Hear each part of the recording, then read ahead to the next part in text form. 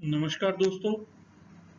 जैसा कि हमने वादा किया था, हम एक-एक करके सब टॉपिक्स पे आपको पावर पॉइंट प्रेजेंटेशन, एक बिल्कुल बेसिक पावर पॉइंट प्रेजेंटेशन जो बहुत ज़्यादा हाई-फाई ना हो, जो ईज़ी टू अंडरस्टैंड हो, ऐसी पावर पॉइंट प्रेजेंटेशन आपके सामने लेके आएंगे। पिछली पावर पॉइंट प्रेजेंटेशन में हमने बिल्कुल बेसिक इंट्रोडक्शन देखा था न्यूट्रिशन का। फूड क्या है, फैट, कार्बोहाइड्रेट, प्रोटीन क्या है, विटामिन्स मिनरल क्या है, body building food, energy building food, protecting food क्या है, किस तरह से हम क्लासिफाई करते हैं फूड्स को, माइक्रो मैक्रो न्यूट्रिएंट्स क्या होते हैं, विटामिन्स मिनरल्स क्या होते हैं, ये सब अपन ने पिछली बार देखा। तो अब टाइम है आगे बढ़ने का। हम एक एक स्टेप लेके आगे बढ़ेंगे। आज का टॉपिक लिया हमने प्रोटीन, और प्रोटीन के बारे में बिल्कुल बेसिक इंट्रोडक्शन जो है वो आज हम देखेंगे। प्रोटीन के बाद में आने वाले टाइम पे अपन सीक्वेंस में हर एक चीज को देखेंगे, जैसे carbohydrate, fat, individual vitamins and mineral, individual amino acid that is part of protein, फिर हाइड्रेशन का क्या रोल है। जितने भी टॉपिक पॉसिबल हैं हम कोशिश करेंगे कि उसको कवर किया जाए। तो मैं आपका दोस्त प्रीतपाल सिंह बेनॉट फिर से हाजिर हूँ आज का टॉपिक लेके, प्रोटीन बेसिक इंट्रोडक्शन। चलिए देखते हैं प्रोटीन है क्या चीज। दोस्तों, प्रोटीन जो है वो एक ग्रीक वर्ड प्रोटोस से लिया हुआ है, जिसका मतलब होता है फर्स्ट एलिमेंट। सो प्रोटीन आप ये बोल सकते हो कि it is first element, so this is building block of the body. मतलब हमारी हर सेल जो है वो प्रोटीन से बनी हुई है, इसलिए हम ये बोल सकते हैं protein are building block of the life. ठीक है। ऑब्वियसली प्रोटीन, जैसे मैंने बोला, ग्रीक टर्मिनोलॉजी से लिया हुआ है, दैट इज अटमोस्ट इम्पोर्टेंस, इसका मतलब जो है। तो लाइफ के लिए प्रोटीन ऑब्वियसली बहुत सबसे ज्यादा इंपॉर्टेंट चीज है।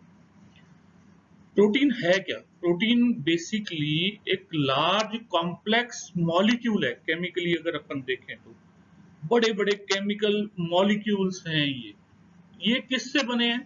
ये छोटे छोटे मॉलिक्यूल्स जिनको हम अमीनो एसिड्स बोलते हैं, उनके आपस में जुड़ने से बने हैं।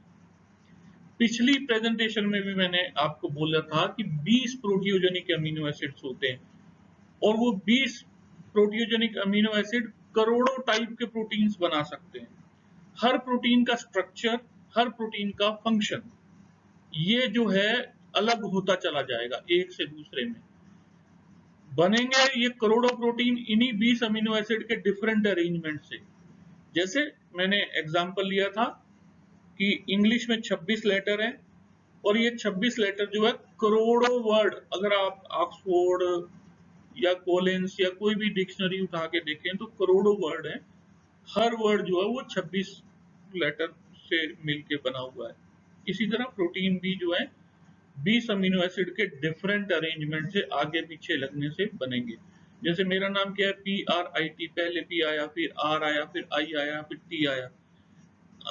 किसी का नाम मान लिया अखिल है, A आया, K आया, H आया, I आया, L आया, तो वो अखिल हो गया, प्रीत ये हो गया। तो ऐसे करोड़ों जो है अरेंजमेंट पॉसिबल है 20 अमीनो एसिड्स के। ये अरेंजमेंट डिसाइड करेंगे प्रोटीन कितना कितना बड़ा होगा, किस टाइप का होगा, किस स्ट्रक्चर का होगा। ठीक है। तो ये 20 अमीनो एसिड जो मैंने बोला कि 20 प्रोटीनोजेनिक अमीनो एसिड्स होते हैं, इनका सीक्वेंस जो है वो डिसाइड करता है थ्री डायमेंशनल स्ट्रक्चर क्या होगी प्रोटीन की, प्रोटीन का फंक्शन क्या होगा। मैंने जैसे कि बोला, there are 1000 types of proteins. बहुत बहुत टाइप के प्रोटीन्स हो सकते हैं। हमारी बॉडी में हजारों टाइप के प्रोटीन अवेलेबल है। अगर आप अपनी एक सेल की बात करो तो उसमें डिफरेंट टाइप के प्रोटीन्स अवेलेबल है। डीएनए ऑब्वियसली किसका बना हुआ है? प्रोटीन का बना हुआ है। आरएनए प्रोटीन और कार्बोहाइड्रेट का बना हुआ है।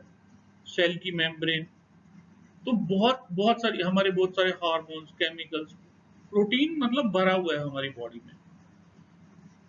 प्रोटीन, जैसा मैंने बोला, protein plays many critical role अगर आप ये बोलें कि सेल को पूरी तरीके से प्रोटीन ही कंट्रोल करता है, सेल एक जो है वो क्या करेगी, किस टाइप की होगी, उसकी शेप क्या होगी, वो काम कैसे करेगी, ये डिसाइड कौन करता है? डीएनए डिसाइड करता है।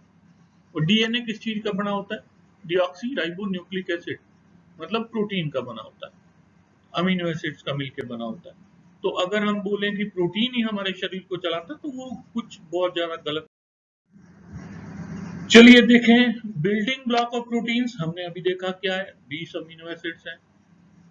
ठीक है, अमीनो एसिड्स जो हैं वो डिफरेंट तरीके से अरेंज होंगे। जो 20 अमीनो प्रोटियोजेनिक अमीनो एसिड और भी होते हैं, लेकिन 20 वो हैं जिनसे प्रोटीन बनता है।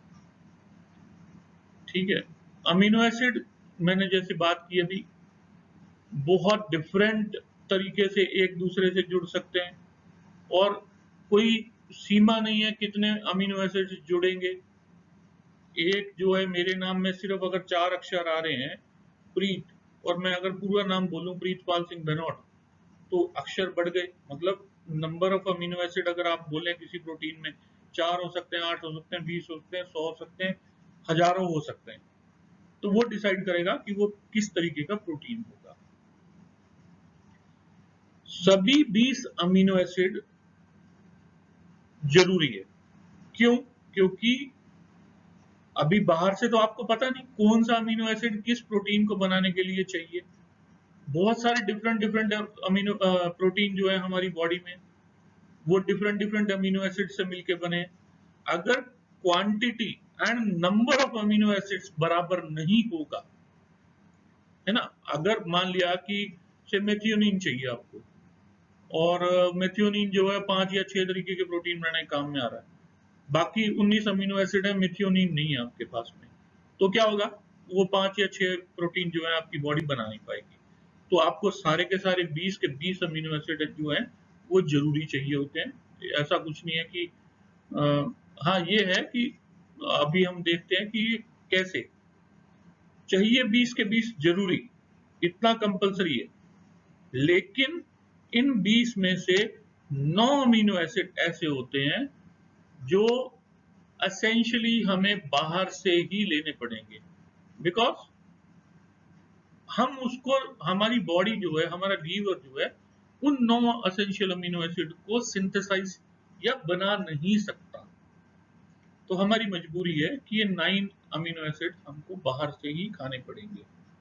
हाँ, अगर ये 9 अमीनो एसिड्स अवेलेबल हैं, अच्छी क्वांटिटी में अवेलेबल हैं, तो जो रिमेनिंग अमीनो एसिड्स चाहिए हमको 11, वो बन जाएंगे, वो हमारी बॉडी वापस से सिंथेसाइज कर लेगी। उसमें इफ एंड बट नहीं है कुछ भी। लेकिन 9 essential amino acids are compulsory to ingest in diet. ठीक है, ये तो कंपलसरी है कि आपको खाना ही पड़ेगा। जैसा मैंने बोला कि अगर एसेंशियल, तो अमीनो एसिड क्या है? अमीनो एसिड बेसिकली क्या है कि एक ऑर्गेनिक मॉलिक्यूल होता है, उसमें नाइट्रोजन जो है एमाइन के फॉर्म में कार्बोक्सिलिक एसिड के साथ जुड़ी होती है। थोड़ा भारी हो गया ना, चलो छोड़ो इसको, सिंपल कर लेते हैं अपन। अपन ये देखते हैं कि अमीनो एसिड कुछ एलिमेंट्स से बनी हुई चीज है। वो क्या क्या है? नाइट्रोजन है, हाइड्रोजन है, ऑक्सीजन है और कार्बन है। कार्बोहाइड्रेट में नाइट्रोजन छोड़ के तीनों चीजें आएंगी, फैट में नाइट्रोजन छोड़ के तीनों आएंगी। मतलब एकमात्र प्रोटीन ऐसी चीज है जो नाइट्रोजन, हाइड्रोजन, ऑक्सीजन और कार्बन चारों कैरी करेगी। बाकी फैट और कार्बोहाइड्रेट सिर्फ 3 कैरी करेगा, oxygen, carbon and hydrogen. So nitrogen अगर बॉडी में अवेलेबल होगी तो प्रोटीन के थ्रू होगी। अगर हम न्यूट्रिशनल पॉइंट ऑफ व्यू से क्लासिफाई करें तो हमने देखा कि 2 तरीके के अमीनो एसिड्स हम बोल सकते हैं। एसेंशियल जो हमें बाहर से खाने पड़ेंगे, नॉन एसेंशियल जो अगर 9 एसेंशियल अवेलेबल हैं तो हमारी बॉडी सिंथेसाइज कर लेगी। लेकिन आप उनको भी खाते हो, ऐसा नहीं है कि आप उनको नहीं खाते। चलिए देखिए एसेंशियल अमीनो एसिड्स कौन कौन से होते हैं। आपके 3 branch chain amino acid, valine, isoleucine, leucine. Obviously leucine, isoleucine और वेलिन, ये सीक्वेंस होता है ब्रांच चेन अमीनो एसिड का। तो ये 3 जो है ये कंपलसरी मतलब असेंशियल अमीनो एसिड है। It is compulsory that you have to consume it from outside, आपको बाहर से लेना ही पड़ेगा। उसके बाद में phenylalanine, tryptophan, threonine, methionine, lysine and histidine, ये जो है 9 असेंशियल अमीनो एसिड्स हो गए। अब कुछ अमीनो एसिड्स ऐसे होते हैं कंडीशनली एसेंशियल होते हैं, मतलब अगर एक अमीनो एसिड अवेलेबल है, चाहे वो असेंशियल हो या नॉन असेंशियल हो, तो दूसरे से वो बन जाएगा। जैसे आर्जिनिन, अगर ग्लूटामिन अवेलेबल है या सिट्रुलिन अवेलेबल है तो आर्जिनिन बन जाएगा। तो ये है कंडीशनली एसेंशियल अमीनो एसिड। कौन कौन से? Arginine, cysteine, glutamine, glycine, proline, tyrosine, ये कंडीशनली एसेंशियल अमीनो एसिड है। कंडीशनली मतलब किसी दूसरे अमीनो एसिड पे डिपेंडेंट है कि अगर आपके पास आर्जिनिन नहीं है डाइट में, दूसरा कोई है तो बॉडी उससे बना लेगी। जैसे आर्जिनिन नहीं है, ग्लूटामिन है डाइट में, कोई बात नहीं, बॉडी आर्जिनिन में कन्वर्ट कर लेगी उसको। फिर नॉन एसेंशियल नहीं भी अगर आप खाओगे तब भी आपका काम चल जाएगा, क्योंकि ये अपने आप बना लेगी बॉडी। एलानिन, एस्पार्जिनिन, एस्पार्टिक एसिड या एस्पार्जिनिन जो आप बोल सकते हो, ग्लूटामेट या ग्लूटामिक एसिड, और स्टेरीन। तो ये हो गया एक basic nutritional functional classification amino acids का। मतलब essential amino acid 9, conditionally essential और फिर नॉन एसेंशियल। चलिए, प्रोटीन काम क्या करते हैं? हालांकि पिछले वाले स्लाइड शो में मैंने आपको बोला था प्रोटीन का काम, लेकिन फिर भी मैं एक बार वापस इसको थोड़ा इलोबरेट करना चाहूंगा। प्रोटीन सबसे पहले अगर हम देखें, जो आज के लैंग्वेज में सबसे ऊपर मैंने एंटीबॉडी रखा है। एंटीबॉडी इसलिए रखा है क्योंकि बहुत हंगामा है इम्यूनिटी को लेके। इम्यूनिटी कौन बनाएगा? ग्लोबुलिन्स, इम्यूनोग्लोबुलिन्स जो है वो इम्यूनिटी बनाएंगे। ये इम्यूनोग्लोबुलिन्स हैं क्या? ये एक प्रोटीन है। बेसिकली आईजीज जो होते हैं वो प्रोटीन होते हैं, बहुत कॉम्प्लेक्स, बहुत लॉन्ग चेन अमीनो एसिड्स से बने हुए प्रोटीन होते हैं। उनका काम क्या होता है? जैसे ही कोई बैक्टीरिया वायरस देखा, उसको अटैक किया और बॉडी को उससे बचाया। ठीक है। दूसरा फंक्शन है बॉडी में एंजाइम्स, बहुत सारे एंजाइम। इवन हमारे जो प्रोटीन डाइजेस्ट करने वाले एंजाइम है वो भी प्रोटीन के बने हुए होते हैं। बहुत सारे बायोकेमिकल एंजाइम जो हैं, जो हमारे लिए जरूरी है, वो प्रोटीन के बने हुए होते हैं। फिर कुछ हार्मोन्स, बहुत कॉमनली यूज होने वाले हार्मोन, ग्रोथ हार्मोन, आप सब लोग उसको क्या बोलते हो? पेप्टाइड हार्मोन, है ना। पेप्टाइड का मतलब क्या? प्रोटीन, प्रोटीन से बना हुआ हार्मोन है।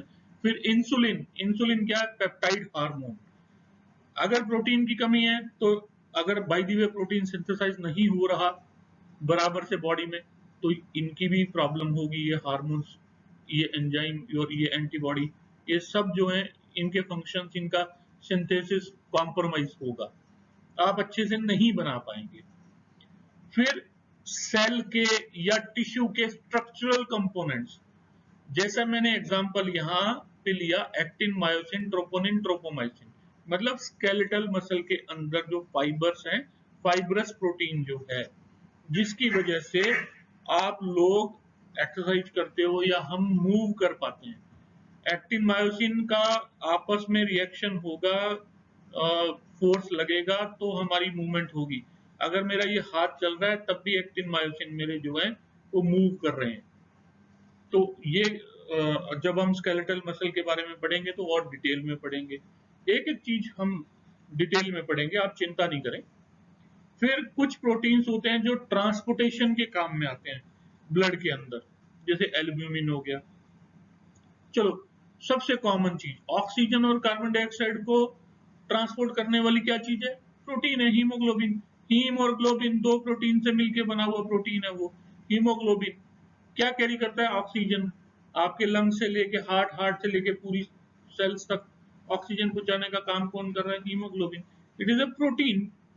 तो प्रोटीन के इतने सारे फंक्शन है बॉडी में, ऑब्वियसली बाकी हर सेल, ग्रोथ, ये वो तो है ही प्रोटीन का काम। हमारे जो सोचने के केमिकल्स हैं, अगर किसी ने मुन्ना भाई देखी हो तो केमिकल लोचा, तो वो क्या है, वो that is biogenic amines, again amino acid से डराइव्ड चीजें हैं। हम ये देखते हैं कॉमनली प्रोटीन रिच फूड क्या है। आप सब लोग जानते हो दो सोर्स हैं प्रोटीन के, एक एनिमल प्रोटीन और एक वेजिटेरियन प्रोटीन। देखते हैं high protein source obviously animal protein source आता है, या सोए चंक्स वगैरह भी आप उसमें काउंट कर सकते हो, टोफू भी उसमें काउंट कर सकते हो। क्लासिफिकेशन के हिसाब से हाई प्रोटीन मतलब कोई भी ऐसा फूड जिसमें 50% 40% इतना प्रोटीन आ रहा है ना, 40 to 50% प्रोटीन अगर आ रहा है, that is high protein food कहलाता है वो। दूसरा मॉडरेट प्रोटीन फूड्स जो होते हैं, जैसे लेग्यूम्स, मटर हुआ, ये आपके फलियां होती हैं बहुत सारी वो हुई, फिर आपके चना हुआ, नट्स जैसे ग्राउंड नट मूंगफली हुई, फिर चीज पनीर हुआ, सोयाबीन सीड्स हुए, ऐसे बहुत सारे दालें हुई, आपकी सारी दाल, जितने भी लेंटिल्स आप खाते हो, मूंग की दाल, तुअर की दाल, उड़द की दाल, ये सब जो दाल आप खाते हैं, तो वो हुआ। तो ये मॉडरेट मतलब ये 20% से ज्यादा प्रोटीन कैरी करने वाली चीजों को हम मॉडरेट प्रोटीन फूड की कैटेगरी में रखते हैं। और लिटिल प्रोटीन मतलब 2 से 5% या 10% या 11-12% तक प्रोटीन जो कैरी करते हैं, जैसे वीट हुआ, राइस हुआ, मेज हुआ, ज्वार, बाजरा, है ना, ये सब चीजें जो हैं ये प्रोटीन कैरी तो करती हैं लेकिन क्वांटिटी कम होती है ना। So broadly you can classify protein rich food into two categories. One मैंने बोला आपको एनिमल सोर्स प्रोटीन, अंडा, मीट, मछली, ठीक है। एनिमल प्रोटीन में आप सब लोग जानते हैं कि आप मानते हैं वेजिटेरियन है दूध, लेकिन है तो वो एनिमल प्रोटीन ना, सोर्स क्या है उसका, एनिमल है ना। although milk is considered as vegetarian but the source is animal, ठीक है।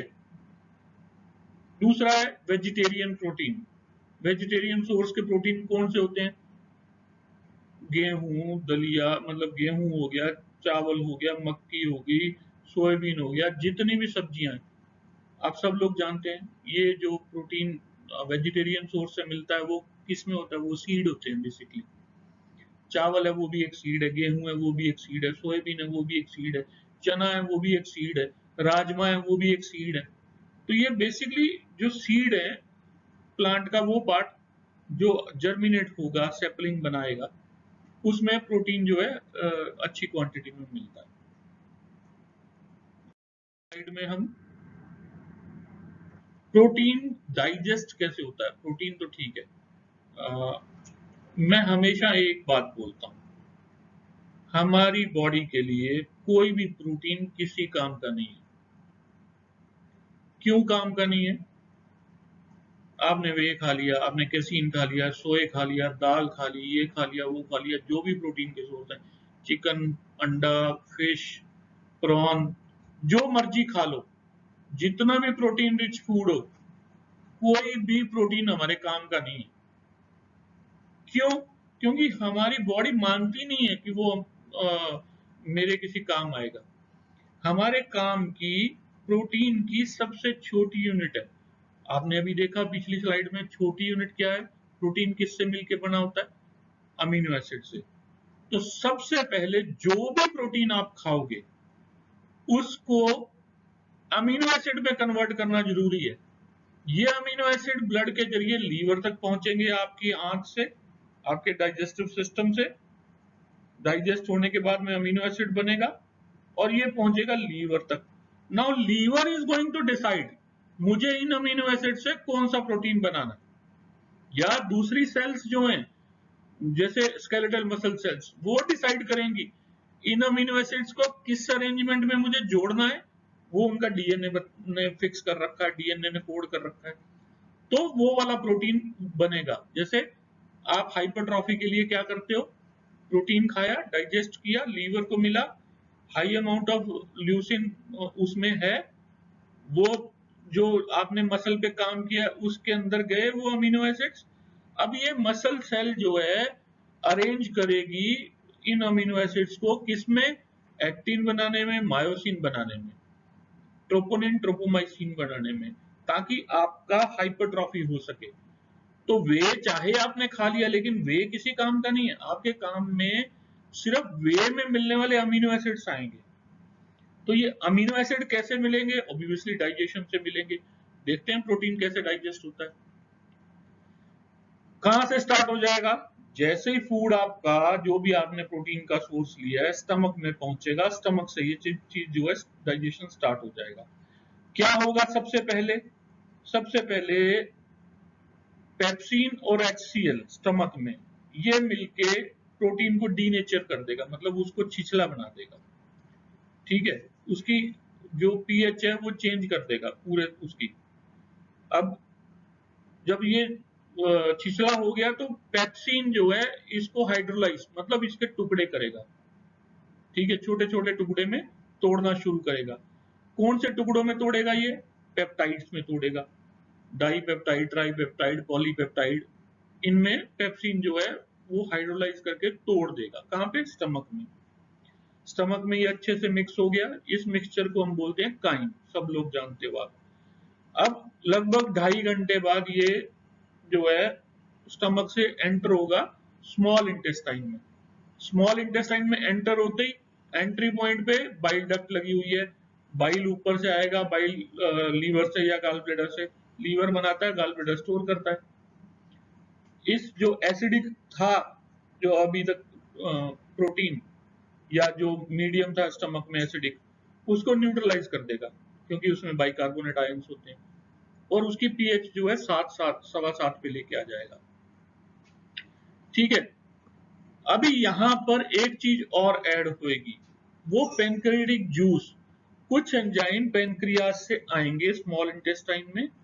उनमें एक एंजाइम है जिसका नाम है प्रोटीएज। हालांकि प्रोटीएज में आगे 3 एंजाइम होते हैं, ट्रिप्सिन, कीमोट्रिप्सिन, ये जो आगे 3 एंजाइम होते हैं, लेकिन फॉर बेसिक इंफॉर्मेशन मैं ये प्रोटीएज वर्ड यूज कर रहा हूं।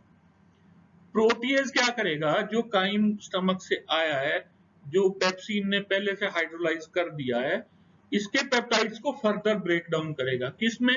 अमीनो एसिड्स में, या डाइपेप्टाइड और ट्राइपेप्टाइड्स में। पॉलीपेप्टाइड को डाइपेप्टाइड, ट्राइपेप्टाइड में तोड़ दिया, या अमीनो एसिड्स में तोड़ दिया। अमीनो एसिड जो है वो सेल के अंदर, जो आपकी आंत की सेल है उसके अंदर एब्जॉर्ब हो जाएगी। यहां पर एक इंपॉर्टेंट चीज है जो आपको जाननी चाहिए।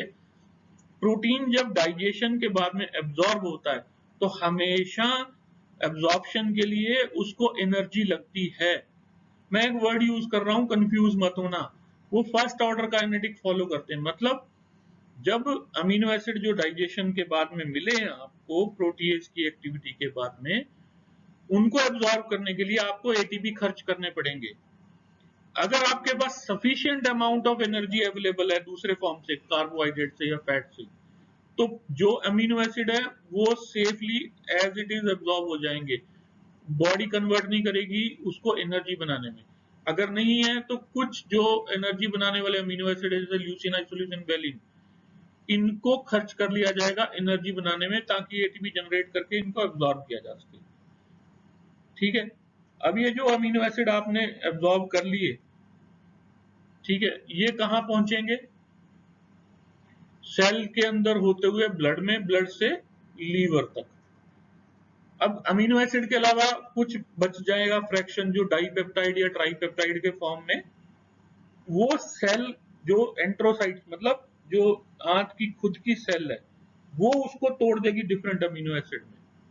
ठीक है, लेकिन पहुंचेगा लीवर तक क्या? Final amino acid. Amino acid पहुंच गया आपके लीवर में। नाउ ये लीवर डिसाइड करेगा इस डाइजेशन के प्रोसेस में। पेप्सिन ने हाइड्रोलाइज किया पेप्टाइड्स में, पॉलीपेप्टाइड्स में, फिर जो प्रोटीएज ने उसको ब्रेक डाउन किया अमीनो एसिड्स में, और फाइनली अमीनो एसिड्स पहुंच गए लीवर तक। और लीवर जब रिसीव करेगा तो वो ये डिसाइड करेगा इन अमीनो एसिड्स का मुझे क्या करना है। करना क्या है? ऑब्वियसली जो प्रोटीन सिंथेसाइज करना आपको, जिस तरीके की आपकी रिक्वायरमेंट है, लीवर वो प्रोटीन सिंथेसाइज कर देगा, या जो सेल को डिफरेंट प्रोटीन की रिक्वायरमेंट है उस सेल तक अमीनो एसिड भेज देगा, वो सेल सिंथेसाइज कर लेगी। जैसे हाइपरट्रॉफी के लिए स्केलेटल मसल। ठीक है, मैंने जैसा अभी आपको बोला, एब्जॉर्प्शन ऑफ अमीनो एसिड जो आपने बनाए डाइजेशन प्रोसेस में, वो हमेशा एटीपी लगता है उसमें या एनर्जी लगती है। तो बेटर ये है कि जब भी आप प्रोटीन यूज करें तो थोड़ा बहुत एनर्जी का सोर्स कार्बोहाइड्रेट भी इस्तेमाल कर लें, ताकि एब्जॉर्प्शन जो है वो बेटर हो जाए जो डाइजेस्टेड अमीनो एसिड्स का। प्रोटीन डाइजेशन में क्या डिफरेंस है एनिमल सोर्स प्रोटीन और वेजिटेरियन प्रोटीन में? हाँ, बिल्कुल है। और यही एकमात्र है कि हम एनिमल सोर्स प्रोटीन को हाई क्वालिटी प्रोटीन बोलते हैं और वेजिटेरियन प्रोटीन्स को लो क्वालिटी प्रोटीन बोलते हैं। देखते हैं क्या। देखिए, animal source protein are easy to digest, obviously बहुत इजी है हमारे शरीर के लिए। क्यों? क्योंकि इसकी स्ट्रक्चर सिंपल होती है एज कंपेयर टू जो प्लांट प्रोटीन होते हैं उनको अगर हम कंपेयर करें तो। लेकिन इसमें भी जैसे जैसे एनिमल की स्ट्रक्चर कॉम्प्लेक्स होती जाएगी, आपके लिए डाइजेशन मुश्किल होता जाएगा। जैसे एग, एल्ब्यूमिन है, सिंपल प्रोटीन है, बहुत इजीली डाइजेस्ट हो जाएगा। फिर मेरीन जो फूड आते हैं, मैं तो वेजिटेरियन हूं तो मुझे पता नहीं है, जैसे प्रॉन हुआ, क्रैब हुआ, ये सिंपल है ना। शेल वेल पता नहीं क्या कुछ खाते हैं लोग, मैं जानता नहीं। लेकिन उनका जो प्रोटीन है वो स्ट्रक्चरली बहुत सिंपल है, तो ऑब्वियसली उनका डाइजेशन बहुत इजी हो जाएगा। उसके बाद में आई फिश, थोड़ा इजी है प्रोटीन उसका। फिर आया चिकन, चिकन के बाद में गोट या लैम मीट, और लैम मीट के बाद में आया बीफ, रेड मीट। तो जैसे जैसे एनिमल बड़ा हो रहा है, स्ट्रक्चर कॉम्प्लेक्स होती जा रही है एनिमल की, है ना, वैसे वैसे प्रोटीन जो है डाइजेशन में कम होता चला जाएगा, उसकी मुश्किल होगा आपको डाइजेस्ट करना। तो इजी अगर प्रोटीन आपको चाहिए तो एग प्रोटीन, मैरीन के जो प्रॉन व्रॉन क्रैब और ये रहते हैं वो, फिश हो गई, चिकन तक हो गया। Maximum you can opt for lamb meat, वो भी थोड़ा कॉम्प्लेक्स है, चिकन के कंपैरेटिवली थोड़ा देर से डाइजेस्ट होगा। सो ये एक सीक्वेंस है प्रोटीन, एनिमल प्रोटीन के डाइजेस्ट होने का। वेजिटेरियन प्रोटीन में आप पिछले स्लाइड में हमने देखा, वेजिटेरियन प्रोटीन तो सीड से आता है, और सीड का काम क्या है? जर्मिनेशन, नया पौधा बनाना, सैपलिंग बनाना। तो ऊपर वाले ने कुछ केमिकल्स, फाइटोकेमिकल्स, पौधे में जो मिलते हैं उसको फाइटोकेमिकल्स बोलते हैं, जिसका नाम एक का है प्रोटीएज इनहिबिटर। मतलब जो प्रोटीएज, जिसने अभी पिछली स्लाइड में देखा डाइजेशन में पेप्टाइड्स को तोड़ के वो अमीनो एसिड बना रहा था, उसके काम करने को रोकने वाले कुछ केमिकल ऊपर वाले ने हर बीज में डाल दिए। ठीक है, क्यों डाल दिए?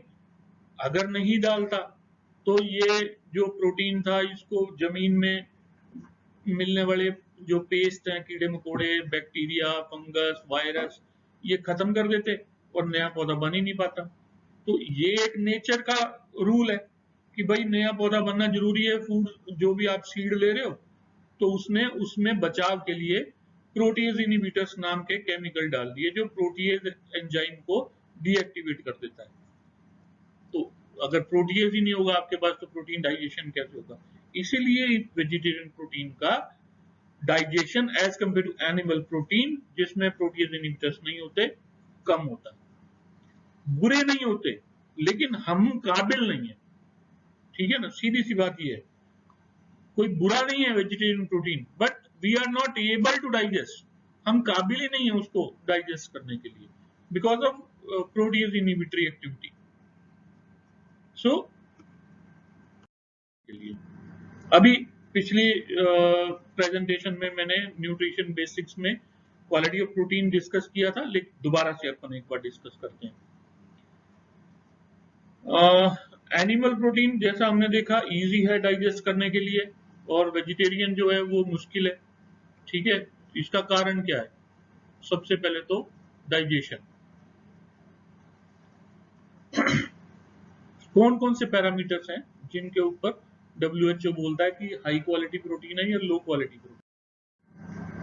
सबसे इंपॉर्टेंट जो है WHO का फंडा ये है कि जो प्रोटीन है जिसको आप हाई क्वालिटी का टैग दोगे उसमें नो एसेंशियल अमीनो एसिड है या नहीं है।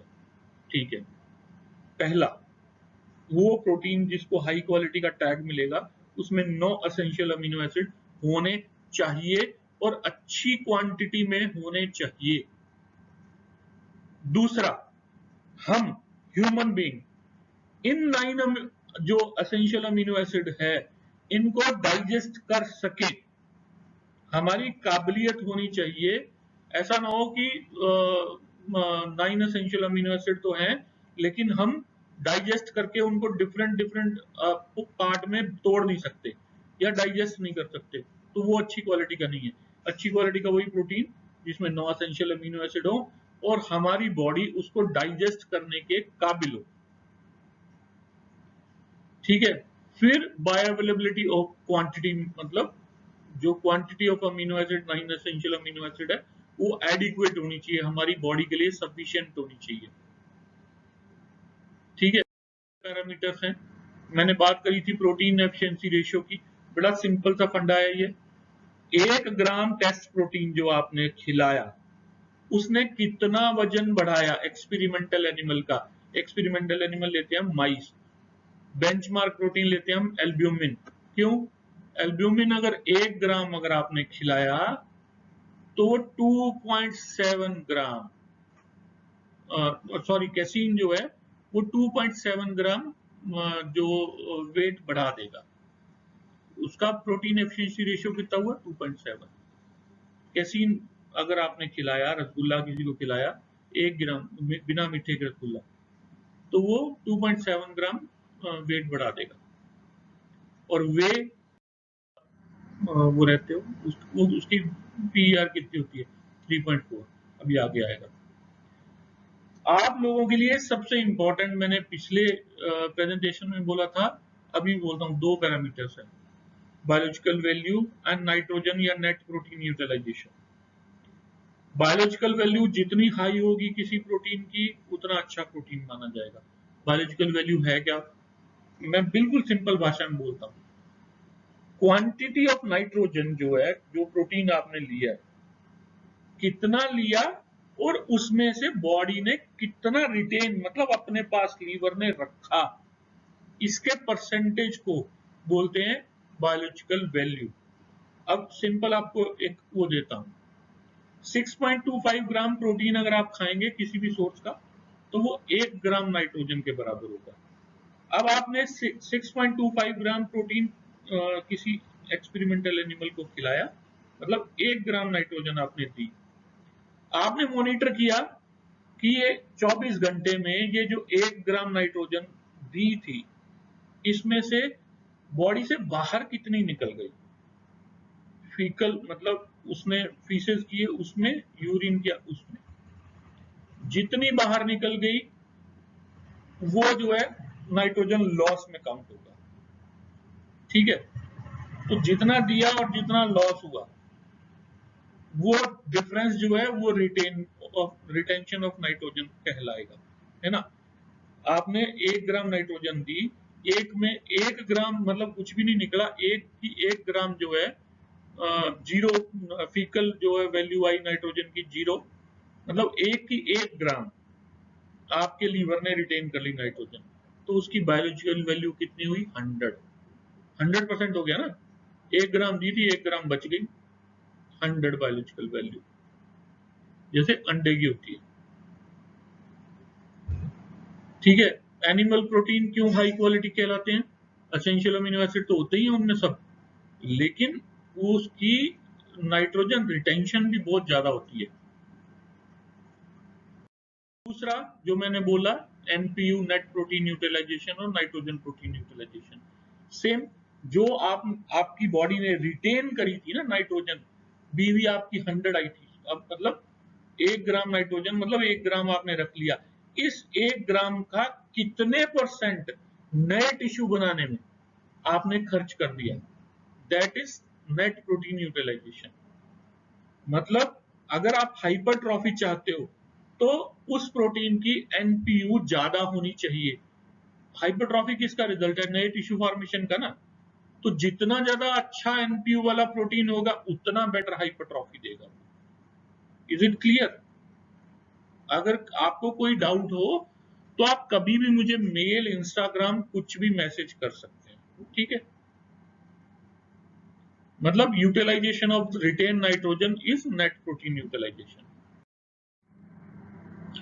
Protein digestibility and corrected amino acid score, ये इंडियन कंटेक्स्ट में मैं नहीं मानता हूं कि ये कुछ वैल्यू रखता है।